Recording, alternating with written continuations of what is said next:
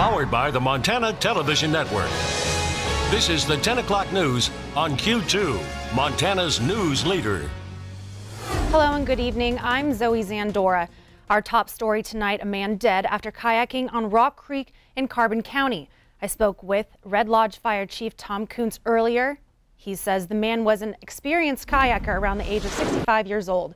Kayaking around 10 miles south of Red Lodge, he experienced some trouble while kayaking down Rock Creek and his kayak overturned.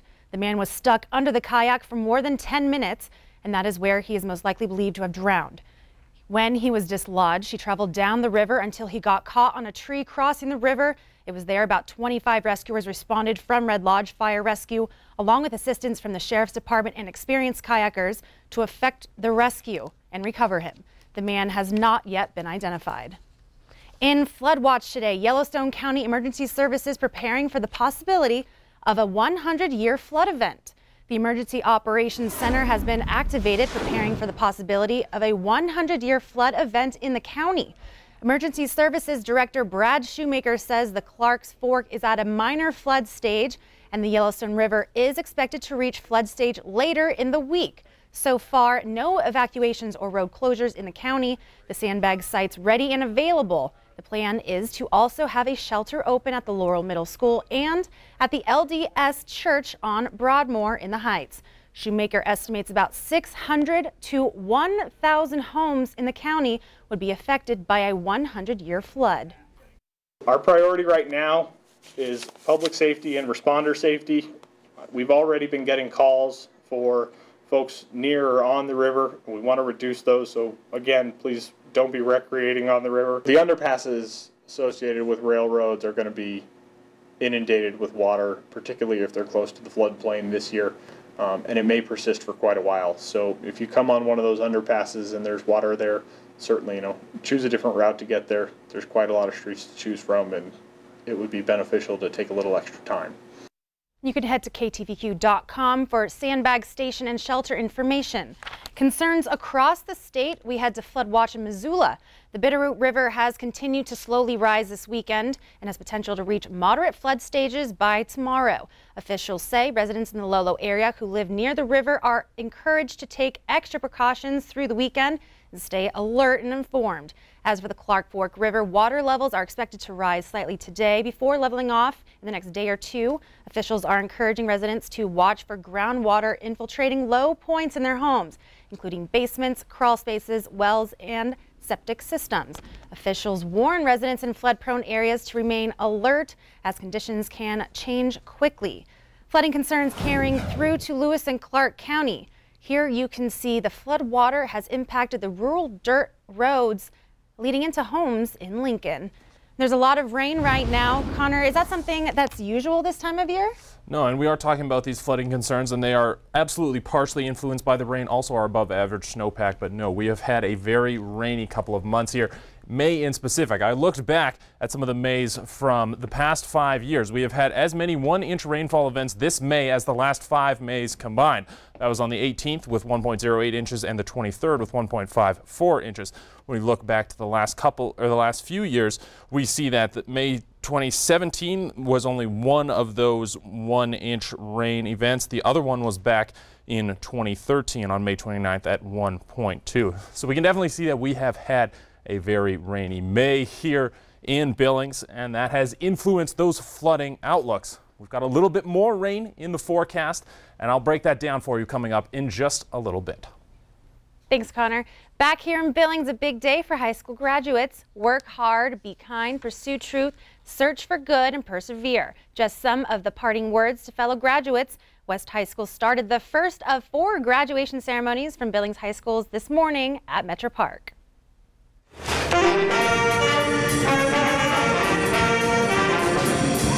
The West High Jazz Band provided some of the music for commencement this morning. West High Principal Dave Cobb presented the class of 2018 to Board and Superintendent Terry Bauk.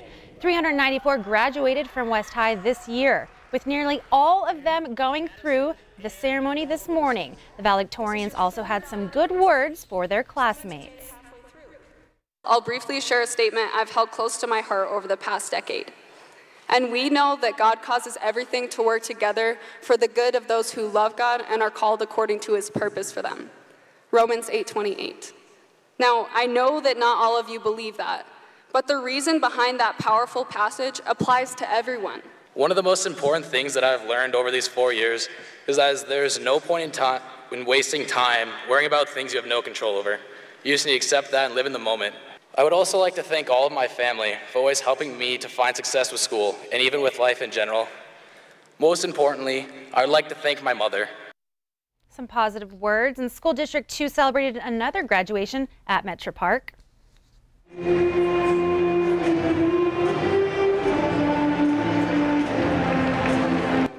Skyview High School's class of 2018 entered the Rimrock Auto Arena this afternoon.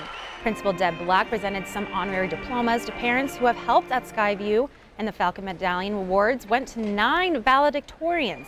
Those students offered some words of inspiration. John Wooden made a difference. He impacted people by way of example.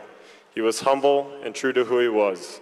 Will you find your broom as you go out? Find a way to go the extra mile and remain humble. 3 lessons: work hard, give back, make a difference. We decide our influence and what we have been through means. Let nothing stop you, even if it slows you. Keep learning, even though it is hard and painful. Keep going. Congratulations. Senior High School celebrates the last of the public high school's graduations in Billings. That was this evening at the Metro Park. And to the delight of many, the summer grilling season is officially underway, and it's our Montana Ag Network feature. Russell Nemitz shares how Montana ranchers are helping grillers deliver a mouth-watering eating experience with one of America's favorite proteins.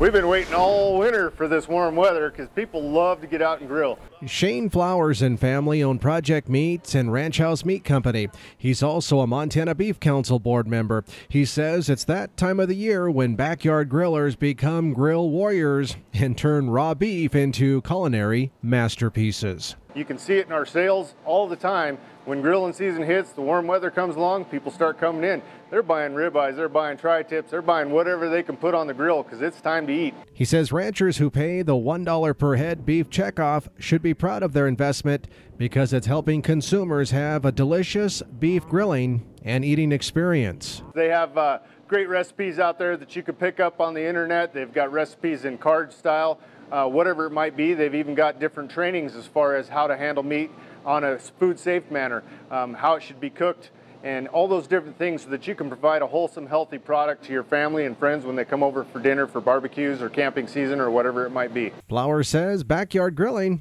isn't just about hamburgers and hot dogs anymore either. I mean, brisket's huge. I mean, people love to go home. They've got these new pellet grills. They're smoking. They're taking their brisket out there and they're trying to emulate what people all across the country are doing. And really, it's kind of new for Montana. Brisket, tri-tip, different things like that that you can put out there on the grill. It's things they've been doing in Kansas City for years. And these guys are trying to figure out how all that works and provide a great product. Food safety is also very important, and Flowers offers this very important tip. The biggest thing I always try to express to my customers is use a thermometer. I mean, first of all, you're going to maintain the quality of your product because you're not going to overcook it from being nervous, but you're not going to undercook it and create any problems with your family members or friends as well. So use a thermometer. You get that whole muscle cut up to 145 degrees, you're golden. If you put a ground product up to 160, it's fully cooked. No bacteria is living at 160 degrees. And for delicious summer grilling recipes all summer long, just visit beefitswhatsfordinner.com. In Billings, Russell Nemitz, MTN News. Thank you, Russell. My mouth is now watering. And for more food safety tips during this year's summer grilling season, visit the USDA's Food Safety webpage.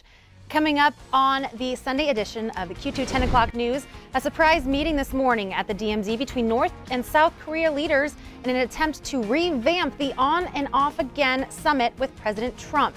And we head under the big sky to learn about a couple and their sweet treats. Later in sports, we bid farewell to 2 of the best Billings athletes of this generation.